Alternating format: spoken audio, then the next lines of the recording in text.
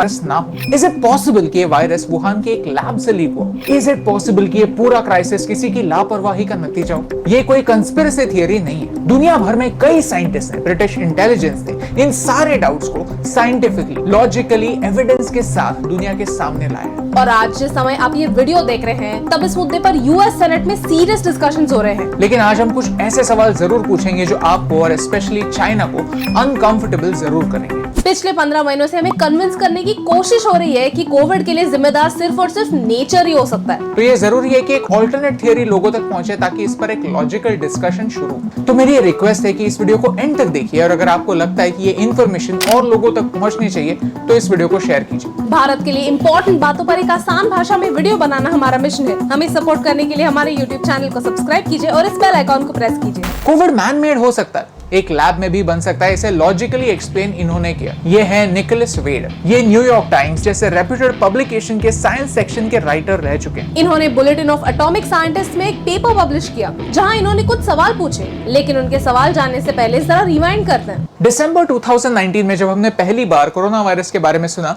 तब दो main theory सामने आने लगी। एक थियरी है नेचुरल अकरेंस की थियरी, जो कहती है कि बैट्स से इंसानों में ये वायरस आया। वुहान मार्केट में जहां तरह तरह के एनिमल्स को जिंदा रखा जाता है फिर खाया भी जाता है, वहां से ये वायरस इंसानों में आया। इस थियरी को कई लोगों ने मान लिया। सवाल ये है, इंटरमीडियरी एनिमल कौन? निकोलस वेड पूछते हैं, यूजुअली जब कोई कोरोना वायरस एनिमल से इंसानों में आता है तब बीच में एक इंटरमीडियरी एनिमल होता है। सार्स में बैट से पहले वायरस सिवेट में आया। सिवेट को चाइना में खाते हैं, इसीलिए सिवेट से ह्यूमंस में आया और ये सारा डेटा सिर्फ 4 महीनों में अवेलेबल हो गया था। मर्स में बैट से वायरस पहले कैमल्स में आया। कैमल्स को मिडिल ईस्ट में खाते हैं, इसलिए वायरस कैमल से ह्यूमंस में आया और ये डेटा 9 महीनों में अवेलेबल हो गया था। तो कोविड-19 का इंटरमीडियरी एनिमल कौन है? अब 15 महीने हो गए कोविड को एक पेंडेमिक डिक्लेयर होकर, लेकिन अभी भी चाइना ने ये डिक्लेयर नहीं किया है कि एग्जैक्टली कौन सी स्पीशीज ऑफ बैट से ये वायरस इंसानों में आया है। इसका जवाब आज तक ना ही चाइना के पास है ना ही WHO के पास। और दूसरी थ्योरी है lab escape theory. On the other hand, China has a history of lab accidents.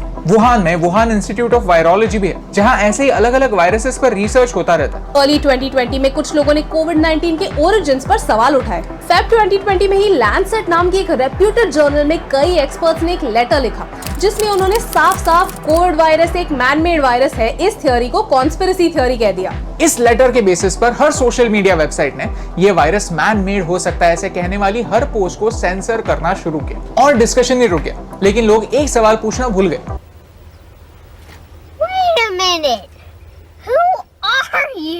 इस लेटर को सपोर्ट करने वाले लोगों में से एक है पीटर डज़ार्ट। उन्होंने साफ साफ कहा था कि इस लेटर को सपोर्ट करने में उनका कोई पर्सनल इंटरेस्ट नहीं है। लेकिन क्या ये सच है? थोड़ी और जांच करने पर समझता है कि वो इको हेल्थ अलायंस के प्रेसिडेंट है। ये एक नॉन गवर्नमेंटल ऑर्गेनाइजेशन है जो दुनिया भर में वायरसेस पर टेस्टिंग फंड करती है। इस वीडियो में पीटर एक्सप्लेन करते हैं कि कैसे कोरोना वायरस को इस्तेमाल करके और इन्फेक्टिव वायरसेस लैब में बनाए जा सकते हैं। ये इंटरव्यू 2019 का है जिसे 2020 में अपलोड किया गया। And he is one of the people who was investigating the origin of COVID-19 in China this year.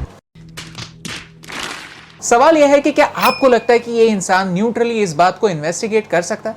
एक ऐसा इंसान जिसने किसी प्रूफ के बिना ही ये कह दिया कि ये वायरस नेचुरली अकरिंग है। WHO के human genome editing adviser Jamie Metzl ने कहा, पेंडेमिक के शुरुआती दिनों से कुछ लोग कोविड-19 लैब में भी बन सकता है ऐसे कहने वाले साइंटिस्ट को दबाने की कोशिश कर रहे हैं। We were ostracized and called conspiracy theorists. China की डॉक्टर ली मेनयांग पहली थी जिन्होंने क्लेम किया कि ये वायरस मैन मेड है। तब से चाइना ने उनकी आवाज दबाने की कोशिश की। She says, जो लोग कहते हैं कि लैब ओरिजिन थ्योरी फेक है वो झूठ बोल रहे हैं। उन्हें हरास करने के लिए उनकी 64-year-old माँ को भी चाइना ने डिटेन किया। वायरसेस पर एक्सपेरिमेंट करके ज्यादा पावरफुल वायरसेस बनाना कोई नई बात नहीं। आज भी पोलियो वायरस पर एक्सपेरिमेंट्स होते हैं। इसका कारण ये है कि एक वायरस नेचुरली म्यूटेट होने से पहले और ज्यादा डेंजरस बनने से पहले अगर हम एक कंट्रोल्ड एनवायरनमेंट में, एक लैब में उस पर टेस्टिंग कर पाए, अगर हम ही उसे मॉडिफाई कर पाए तो हम जल्दी वैक्सीन लाकर प्रिपेयर्ड रह सकते हैं। इसे गेन ऑफ फंक्शन कहते हैं। ओबामा ने 2014 में ही यूएस में इस प्रोसेस को बैन कर दिया था, इसीलिए चाइना और डेनमार्क जैसे देशों में ये रिसर्च चलता है। ये पेंडेमिक आने से 5 साल पहले ही कोरोना वायरस को कैसे वेपनाइज किया जा सकता है इस पर चाइनीज साइंटिस्ट डिस्कस कर रहे थे। सवाल यह है कि ये जानते हुए भी WHO चाइना पर कोई एक्शन क्यों नहीं ले रही? प्रॉब्लम ये है कि अब इतना टाइम गुजर चुका है कि अगर ये वायरस मैन मेड है भी तो इसे प्रूव करना काफी मुश्किल होने वाला है। तो कंक्लूजन क्या है? ये सारे पॉइंट्स साफ साफ कहने के बाद भी वी बिलीव दैट कोविड-19 का ओरिजिन क्लियर नहीं है। हमारे पास कंक्लूजन नहीं है, सिर्फ कुछ क्लूज है। लेकिन ये बात सच है कि चाइना ने पूरी दुनिया से कुछ फैक्ट्स छुपाए, वरना पॉसिबल ही नहीं है कि चाइना जैसा देश जिसका पॉपुलेशन 1.4 बिलियन है, वहां पे 1 लाख से भी कम केसेस हों और सेकेंड वेव कभी ना आए। The whole world must come together and stand up to China. Hold it accountable and ask the right questions. अगर कोविड नेचुरली अकर हुआ तो इंटरमीडिएरी एनिमल आज तक क्यों नहीं मिला?